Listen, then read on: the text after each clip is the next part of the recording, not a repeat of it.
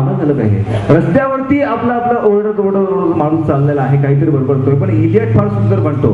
तो म्हणतो की ज्याचे शब्द समाजाशी संवाद साधतात तो वक्ता असतो आणि ज्याचे शब्द स्वतःशी संवाद साधतात तो कवी असतो. त्यामुळे स्वतःशी संवाद आम्हाला साधण्याची सवय आहे. त्यामुळे आम्ही रस्त्याने आपलं आमच्याच मनातली गुपितं सांगत फिरतो.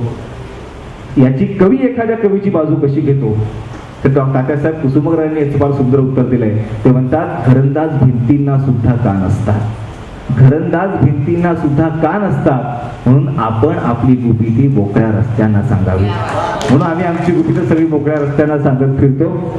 अशी कवीला सांभाळून घेण्याची प्रथा असते. असाच आम्हाला सगळ्यांना सांभाळून घेणारा कवी साताऱ्याचा मूळचा शशिकांत कोळी. खरं तर गझलकार म्हणून शशिकांत कोळीची एक फार मोठी ओळख महाराष्ट्रामध्ये आता तयार होते आहे. तो मुंबईला सध्या असतो, पण सातारा ही त्याची जन्मभूमी आहे आणि कर्मभूमी मुंबई आहे. आणि शशीबद्दल काय बोलावं, खरं तर गझलेच्या प्रांतामध्ये तो आता लिखाण करतोय. फार सुंदर त्याच्या 101 गझलाचा आपण आस्वाद घेणार आहोत. पण त्याला बोलवताना मला फक्त त्याच्या 4 ओळी आठवत आहेत, त्या फार सुंदर आहेत. तो म्हणतो की तो इशारा जर तुझा संकेत नाही, तो इशारा जर तुझा संकेत नाही, भेट मग जर टाळण्याचा बेत नाही.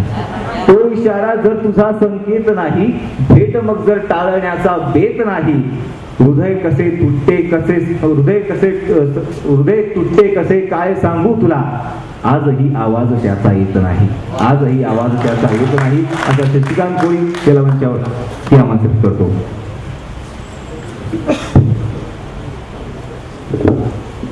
धन्यवाद निलेश. मगाशी खरं तर प्राध्यापकांनी बोलताना असं म्हणाले की गर्दी थोडीशी कमी वाटते, पण खरंच कवीला गर्दीची जरूरत असते का? हो, नक्कीच नसावी. कारण कवीला पाहिजे असते ते दर्दी हवे असतात, आणि ते दर्दी आज इथं उपस्थित आहेत ते खरं भाग्य आहे. आणि ते दर्दी मला औरंगाबादात मिळाले हे माझं भाग्य. खरं तर मराठवाड्यामध्ये तुम्हाला अशी दर्दी मिळते. कारण काय माहिती का, दुष्काळ जरी असला मराठवाड्यामध्ये तरी सुद्धा अरुण म्हात्रे फार सुंदर म्हणतात. ते तर खरं मुंबईकडे राहतात, पण ते म्हणतात की तडतडणारे ऊन साहतो मराठवाडा, तरी फुलांचे गाणे गातो मराठवाडा, तरी फुलांचे गाणे गातो मराठवाडा.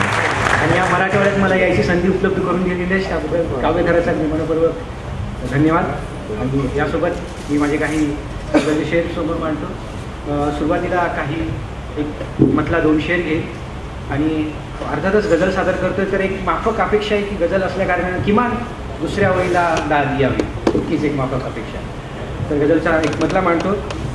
ती म्हटला असा आहे की तू मला देशील का माझा निवारा यापुढे, तू मला देशील का माझा निवारा यापुढे, सांग ना होशील का माझा किनारा यापुढे. क्या बात. तू मला देशील का माझा निवारा यापुढे, सांग ना होशील का माझा किनारा यापुढे. आणि सुप्त इच्छा घालते गिरट्या कधीपासून तिथे. शेराची भावना समजून घ्यायचा प्रयत्न करा. शेर असा म्हणतोय की सुप्त इच्छा घालते गिरट्या कधी पासून तिथे, मी पिलांना कोणता देऊ सहारा यापुढे, मी पिलांना कोणता देऊ सहारा यापुढे. आणि पुढचा असा शेर आहे, या शेरातून खरं तर मी डायरेक्ट थेट विठ्ठलावरती निशाण साधलंय. आणि त्या विठ्ठलाला काय इशारा आहे ते या शेरातून मांडतो. शेर असा की सोड जागा त्या विटेची हो पुढे तू अन्यथा, सोड जागा त्या विटेची हो पुढे तू अन्यथा, विठ्ठला समजून घे माझा इशारा यापुढे, विठ्ठला समजून घे माझा इशारा यापुढे. आणि गझल म्हणतो. गझलचा म्हटलं असा आहे की देव आहे फुल आहे, म्हटलं आहे की देव आहे फुल आहे हार आहे, की देव आहे फुल आहे हार आहे, मांडला त्यांनी खुला व्यापार आहे. देव आहे फुल आहे हार आहे, मांडला त्यांनी खुला व्यापार आहे. आणि मज नको तो 4 शब्दांचा दिलासा, की मज नको तो 4 शब्दांचा दिलासा, तू दिला जो दिलासा तो दिलासा फार आहे. मज नको 4 शब्दांचा दिलासा, तू दिला जो तो दिलासा फार आहे. आणि शेर म्हणतो की तू कशाला पाहते डोळ्यात माझ्या, की तू कशाला पाहते डोळ्यात माझ्या, कोंडला डोळ्यात मी अंधारे आहे, कोंडला डोळ्यात मी अंधारे आहे, मांडला त्यांनी खुला व्यापार आहे.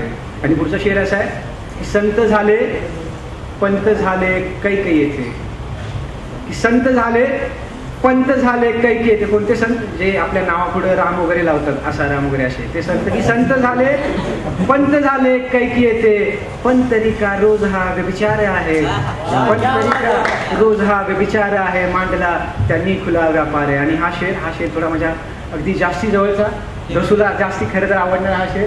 तो शेर असा वाटतो की बोलला माझ्याच मधला शब्द वेडा. शेर समजून घ्यायचा प्रयत्न करा की बोलला, माईकला पण आवडला वाटतं पहिल्यांदा, की बोलला माझ्याच मधला शब्द वेडा, वेगळा माझ्यामध्ये गुलजार आहे, वेगळा माझ्यामध्ये गुलजार आहे.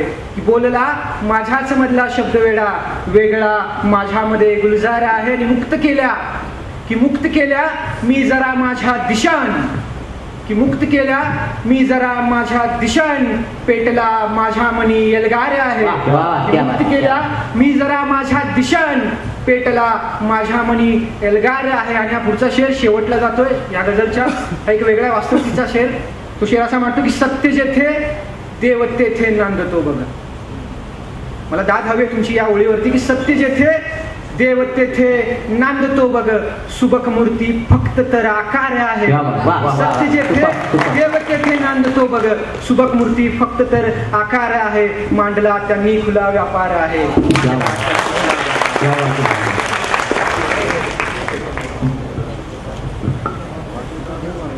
बोलला माझ्यातला शब्द वेडा, माझ्यामध्ये गुलजार आहे. खरं तर प्रत्येक कवीमध्ये एखाद्या कवीचा अंश असतो.